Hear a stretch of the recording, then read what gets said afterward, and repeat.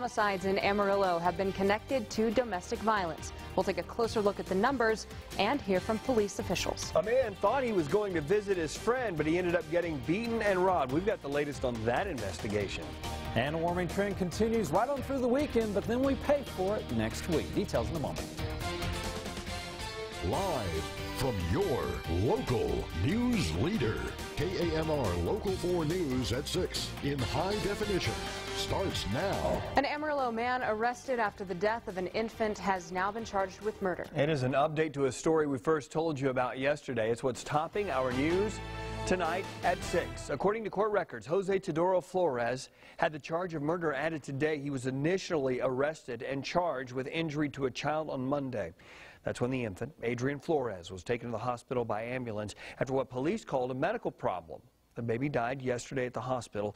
According to court records, Jose Flores admitted to having shaken the baby. An autopsy was planned today down in Lubbock. This homicide follows two others this year also related to domestic violence. Since we're not too far into the new year, we wanted to check with local law enforcement to find out if we're seeing a rise in those type of incidents.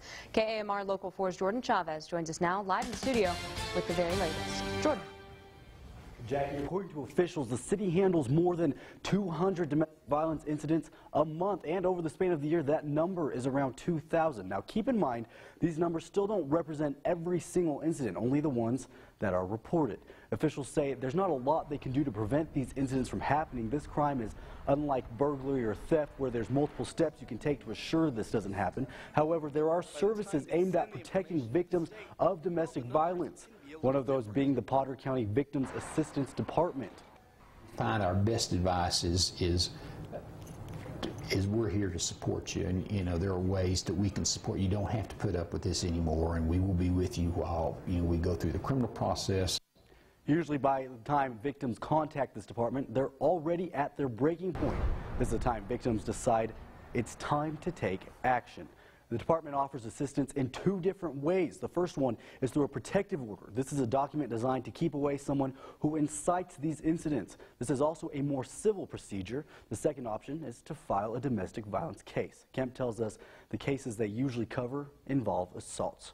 Reporting live in studio, Jordan Chavez, KAMR Local 4 News. Jackie? Jordan, thank you. The department can also help provide shelter as well as offer counseling to victims. Corporal Jerry Neufeld with the Amarillo Police Department says though the area has had several homicides related to domestic violence this year, Amarillo hasn't seen a sharp increase in those incidents. He says those numbers tend to rise during the warmer months. A man was robbed and assaulted while trying to meet a friend last night.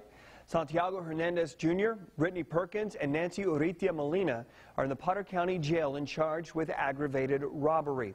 Officials say Perkins set the victim up to get robbed at a convenience store in the 6800 block of Wolflin. According to the victim, while meeting Perkins, a Cadillac pulled up in front of him and the driver and passengers demanded him to get in at gunpoint.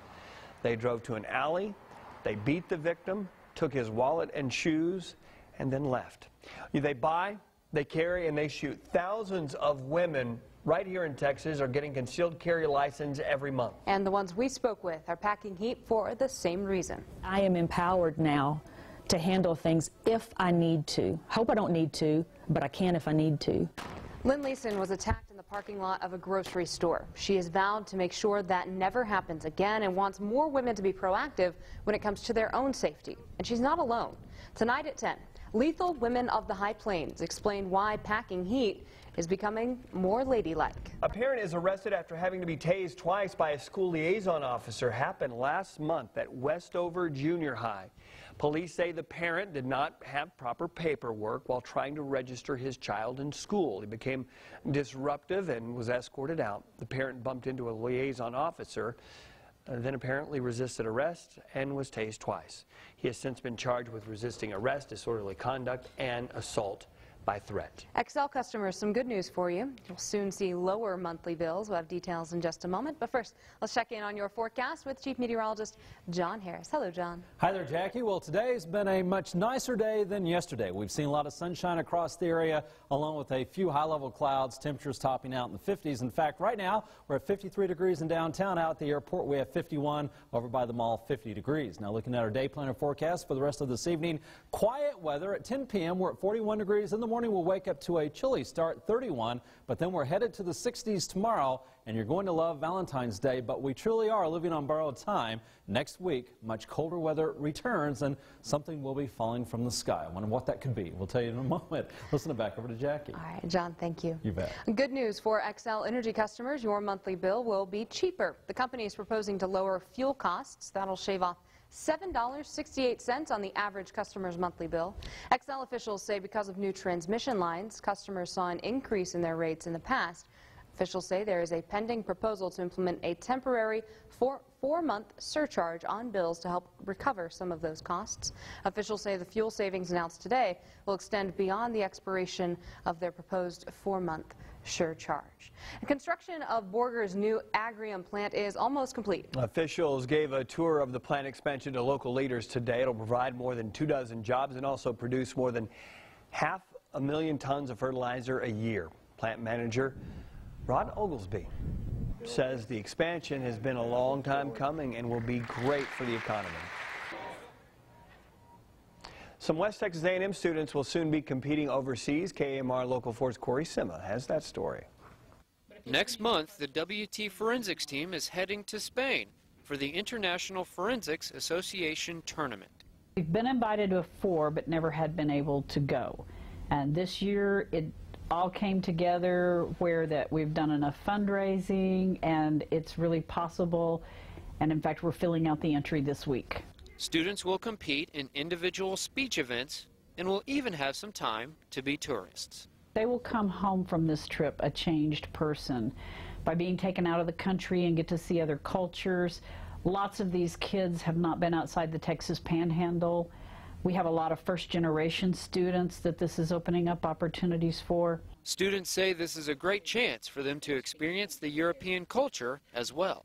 I'm looking forward to competing because I do love to compete, but also just learning some history about Europe. And I mean, so much of the United States comes from Europe or Western culture, and it would just be awesome to see kind of the roots. And even though it's a competition, there's more to it than winning.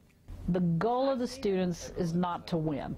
Winning is a perk. We like to win. But the goal of the students is to change somebody's life with the message that they have.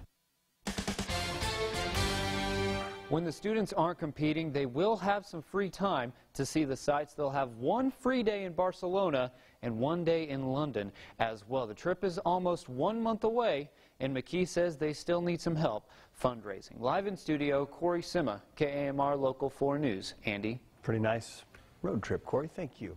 If you want to know more about the trip or if you'd like to donate to the WT Forensics team, check out our website.